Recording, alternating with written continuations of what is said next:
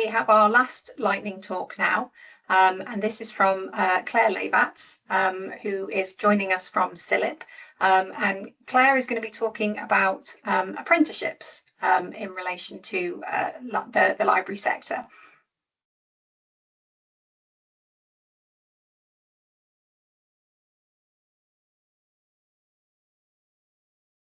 Okay, Claire, we can, yep, we can see your slides. Can't hear you though.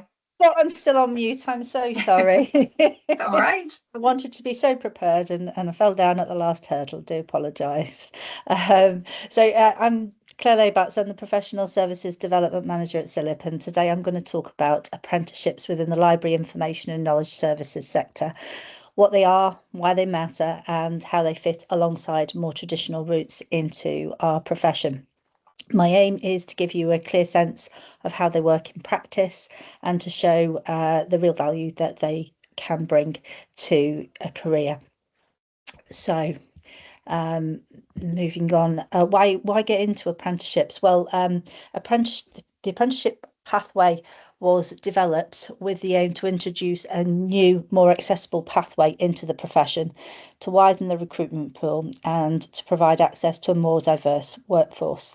CILIP began working with employers across sectors, designing apprenticeships specific to the library information, knowledge and archives sector back in 2017. We worked with groups of employees who formed groups known as trailblazer groups, and their role was to design standards specific to the profession. We started with the Level 3 Library Information and Archive Services Assistant Apprenticeship Standard, and Level 3 is the equivalent of an A-level standard, and this was approved back in 2019. The first apprentices were assessed in 2021, and right now we are 300 plus apprentices through that particular standard successfully. The resulting picture, as you can perhaps see from this sort of overview slide, is that we now have several defined routes into the profession at varying levels, all of which are underpinned by the CILIP PKSB. The PKSB is the Professional Knowledge and Skills-Based Framework for the sector. The interesting thing with these routes is they're not linear. Often people don't choose a route starting at one end and then work their way up. They choose them that's the option that's suitable for them at a particular point in time. For example, we've had graduates complete a Level 3 to gain more practical experience. We've also had people well on into their career with various qualifications behind them come back and do a Level 3 to support them shifting careers as well.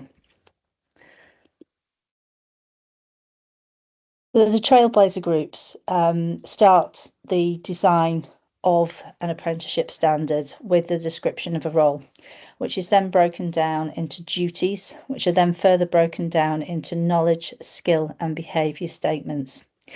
This approach to design means that it is focused on real roles and real workplace needs. So it's very, very practical. These standards are regulated nationally by Skills England to ensure consistency and quality, and you can find a full description on every standard on the Skills England website. The structure means that apprenticeships aren't just about on-the-job training, they're fully recognised and provide a rigorous route into professional practice. Employers advertise apprenticeship vacancies. You can find listed vacancies through a link on the Skills England website, which is located next to the standard description. So you look up a particular standard, you'll get the description, and then on the right hand side of the page there is a link to finding apprenticeship vacancies in your area. There is also a link there to training providers that provide training support on the standard, and often training providers will also advertise employer vacancies for apprenticeships on their websites as well. So assessment is a key part of the apprenticeship journey. Endpoint assessment is the start of the assessment phase once you've completed your on and off the job training in an apprenticeship. It's a regulated qualification and is delivered by an awarding organisation. SILIP Pathways is an independent subsidiary of SILIP and is the awarding organisation for apprenticeships in our sector. We'll come on to the specific apprenticeships in the sector very shortly. SILIP Pathways is regulated by Ofqual.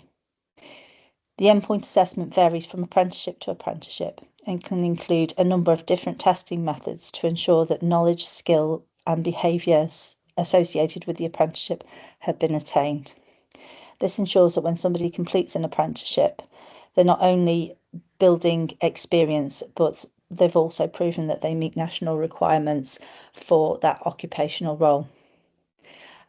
Just a disclaimer to note that apprenticeship assessment is currently changing, and SILIP and SILIP Pathways will provide updates on that as things develop there. So there are two apprenticeship standards for our sector. There's the level 3 that I mentioned previously, and there is a link to the standard on the Skills England website so that you can take a look at it in a bit further detail. We also have a level 7. A level 7 is the equivalent of a master's level in archives and records management. Unfortunately, the level 7 will cease to exist come 2029. The last cohort for the level 7 was taken on October last year, and that is because the government have defunded level 7 apprenticeships as part of the work they're doing to move apprenticeships forwards. So we are actually at the moment working with employers to look at what a higher level apprenticeship standard for the sector would look like for the future, and consider one that would be funded through the apprenticeship scheme. So these standards offer structured, supported development, whether someone is just starting out in the profession or advancing towards specialist practice. Each one has its own set of duties and knowledge, skills and behaviours, which then feed into the endpoint assessment. And apologies, I seem to have lost my mouse. There we go. Okay, so I thought we'd take a quick look briefly at the level 3, which is now a long-standing apprenticeship standard that is definitely continuing into the future. So the level 3 apprenticeship standard was built by employers, and there is an example of some of the employers that were involved in the design of the standard. The standard includes 12 occupational duties and 57 knowledge, skill and behaviour statements, broken down to 22 knowledge areas, 19 skill areas and 16 behaviours. At the end of the apprenticeship, learners complete 2 major assessments: a project report and presentation with questions from an independent assessor, and then a professional discussion underpinned by a portfolio of evidence. To pass, apprentices must demonstrate competence across all 57 KSBs. So it works closely with the Trailblazer Group to map the knowledge, skill and behaviours to the PKSB, the Professional Knowledge and Skills Base. The mapping means that apprentices, once they've completed their apprenticeship, can take a shortened route to achieving the first level of professional registration status certification, ACLIP. Okay, and finally, I just wanted to end with a few illustrative stories. I'll make sure that these slides are available to you. The links to the full stories are available through the links that you can click there, so you can look at those in further detail. But just to highlight, Red chose an apprenticeship after finding university wasn't the right environment for them, and discovered that workplace learning gave them the confidence and clarity they needed for their career.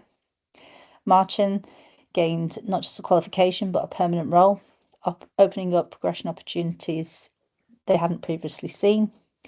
Lavina started her apprenticeship at 60, proving that professional development has no age limit and that apprenticeships can revitalise careers at any stage. And Tom started out as a history student, spending hours in the library, later becoming the person helping others find information they needed. These stories together illustrate the breadth of backgrounds apprentices come from and how transformative apprenticeship route can be. That's the end of my presentation. I hope you found it useful. Please let me know if you have any questions. Fantastic. Thank you so much, Claire.